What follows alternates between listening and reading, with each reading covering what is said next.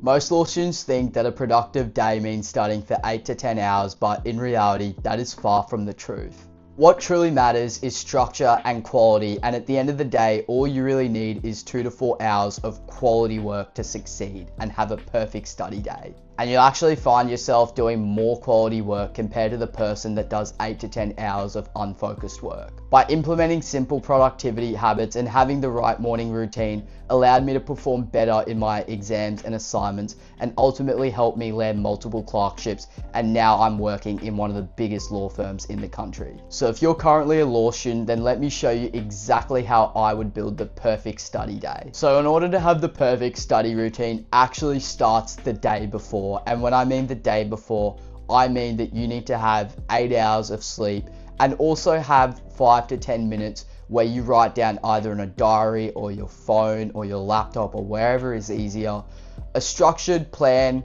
that allows you to understand exactly what you need to be doing the first thing in the morning. So what I personally do is I have a little journal, and in that journal I will simply just write the date of the next day, and I will just write dash priorities. And under priorities, I would list them in orders from 1 to 4 or 1 to 5, or how many different activities or things I need to study for, or lecture notes I need to go through, or tutorial questions I need to go through, or whatever.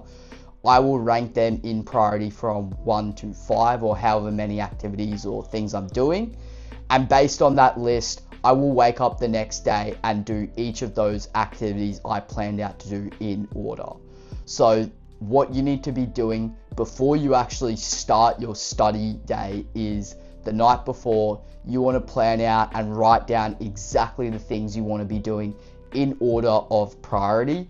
And then once you do that, you go to sleep and you get a quality 8 hours of sleep. So after having a good night's sleep, the most important thing waking up in the morning is having a really strong morning routine that sets you up for the rest of the day. Now, in terms of morning routine, you don't want to be spending so much time. It should only be about 30 to 45 minutes. So what I usually do every morning is I'll wake up, first thing in the morning I'd do is I'd fill up a water bottle, I'd put in a scoop of electrolytes, and I'd make sure that I'm hydrated first thing in the morning. That's because when you wake up early in the morning, you're at your most dehydrated state, and by having water with electrolytes first thing in the morning allows you to be hydrated, rehydrate, and stay hydrated for the rest of the day, assuming that you'll be constantly drinking plenty of water throughout the day. So I ensure that I have electrolytes in the morning. I might do 10 minutes of gratitude journaling or 10 minutes of meditation after that. And then after that little 10-minute period, I'll usually go for a 15 to 20 minute light walk to ensure I get a bit of sunlight in me, I feel fresh, I get into the nature. And then after that short walk in the morning, I'm back on my desk and I get straight to work. Now, when I was a law student, the first thing I'd do every morning is wake up with my phone next to me, and I would just be doom scrolling for 45 minutes to an hour on TikTok or Instagram. And honestly, it would just absolutely shatter any momentum that I'd have or want to have for that particular day, because I'd just be so engrossed with the cheap dopamine of constantly scrolling. I'd end up wasting an easy hour and a half. Then once I get out of bed, I'd end up having something to eat. And then after having something to eat, I'd brush my teeth, have a shower, and then I've probably already wasted 2 to 3 hours, when if I did the right things, or if I implemented the morning routine that I did later on as a law student, I would be able to pretty much finish all the work I needed to do and ensure that I'm able to do other things that I really enjoy doing throughout the day, rather than being fixated at my desk and wasting sort of valuable time and valuable quality time that I'd put in. So I think having a strong 30 to 45 minute morning routine really sets you up to win the day and ensure that you can be highly switched on and focused in the morning, get the important tasks done for the day, and get onto whatever you have planned for the rest of the day. So now let me get into how I'd actually plan out my study blocks. Oh, and also I forgot to talk about coffee. Now, I am a massive coffee fiend. I'm probably a bit of a coffee snob. Most people at work would probably say I'm a bit of a coffee snob as well. But in terms of my coffee, I do have 2 to 3 coffees in the morning fasted. But when it comes to my work and when it comes to me having a really, really good study day, I don't have caffeine as soon as I wake up.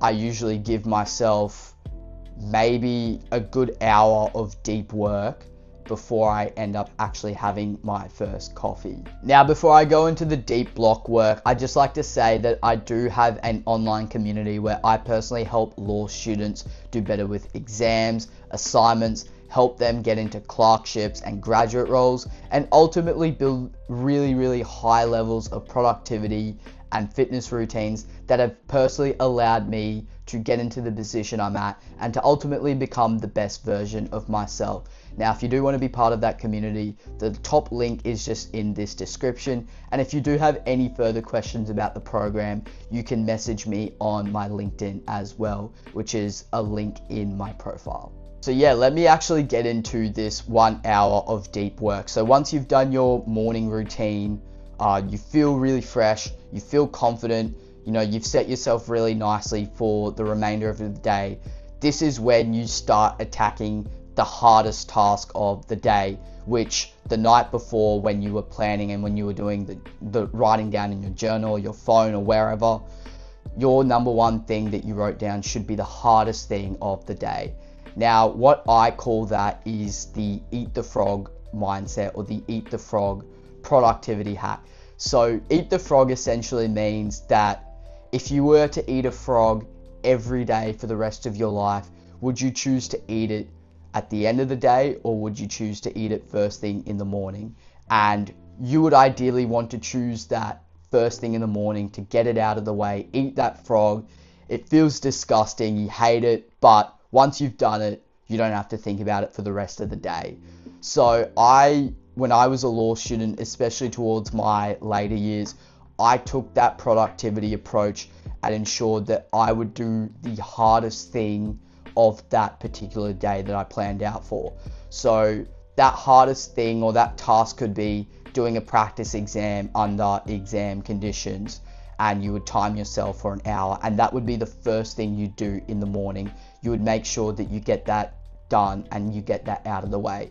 Once you get that task done, and it may take 45 minutes of an hour, you've also got to make sure that you have no distractions around you. So make sure that you turn your phone off. Ideally, I would have my phone in another room, but that 45-minute to an hour block, that first block should be when you're doing the most hardest task.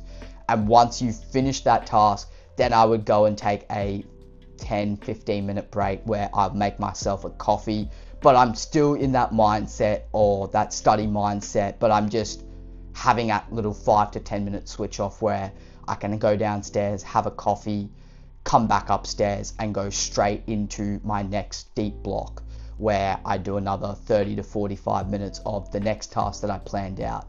So after that, that might be to maybe review a tutorial or watch one of the later tutorials that they're going to be covering a lot for that particular exam.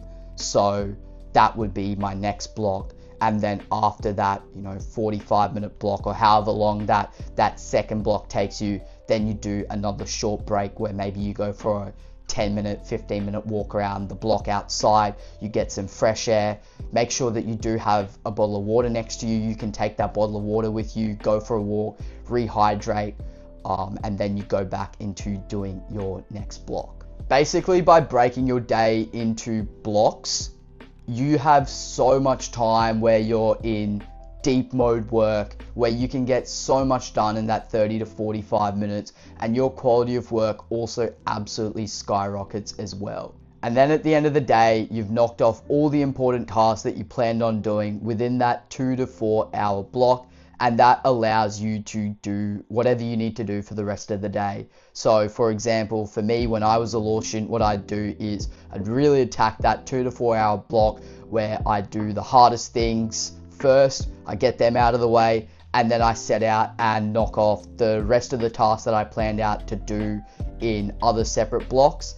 And right before 12 p.m, I would actually then have my first meal. I'd actually be in a fasted state on 2 to 3 coffees while I was doing my work, because I always felt that having a heavy food or having a heavy meal before, not only it takes an extra 30 to 45 minutes if you're someone that makes your food, then you're eating your food and you're watching a YouTube video while you're eating your food, which is something I actually personally do.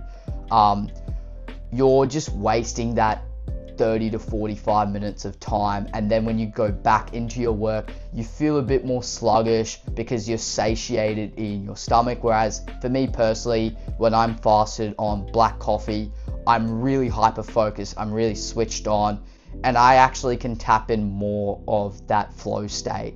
And yeah, within that 2 to 4 hour period, I've done more work than the average law student who probably spends 8 to 10 hours a day either going to uni or at home studying, wherever, doesn't really matter, but they have their phone next to them, they have notifications that pop up on their phone, they're spending time eating and watching videos, they're scrolling every 20-30 minutes, and their quality of work pretty much is so low or never really reaches that full stage compared to someone that removes as many distractions in a small working block. They're actually able to tap into a flow state much more better, and if you're able to tap into that flow state, that's where you're really going to achieve the highest level and quality of work. Now, I like to think about work and productivity as the gym. Now, if you're someone that goes to the gym, you'll understand that you don't need to be doing 50 sets of chest to grow your chest, because those 50 sets, most of them end up being junk volume. And it's the same thing with studying. You don't need to do 10 to 12 hours where your productivity and focus levels just dip. That ends up becoming junk volume. All you really need is 3 to 4, maybe maximum 5 blocks of 45 minutes to maximum an hour of really deep, focused, quality work. And it's the same thing with the gym as well. You don't need 50 sets of doing chest to grow your chest. You really just need 10 to 15 sets of chest throughout the week of quality sets, and that is where you'll see the maximum amount of growth. Now, that is exactly how I would build the perfect study day if I was a law student, and that is also coming from my own personal experiences as well. Now, if you did find this video helpful, I personally help law students with better productivity and health systems. I personally review your resumes, your cover letters, and I essentially mentor you to become better as law students in terms of getting better exam results, assignment results, getting into a law firm, and ultimately building effective study and fitness habits that ultimately help me get into the position I am currently at. Now, if you do want to be part of the Fortis Circle community, it is only just $19.99 a month. It is the top link of this video. And if you do have questions about what we do cover in the Fortis Circle in detail, you can simply also message me on LinkedIn as well. If you did enjoy this video, I'd like to see you inside the Fortis Circle community, where I will personally be able to help you. Thank you.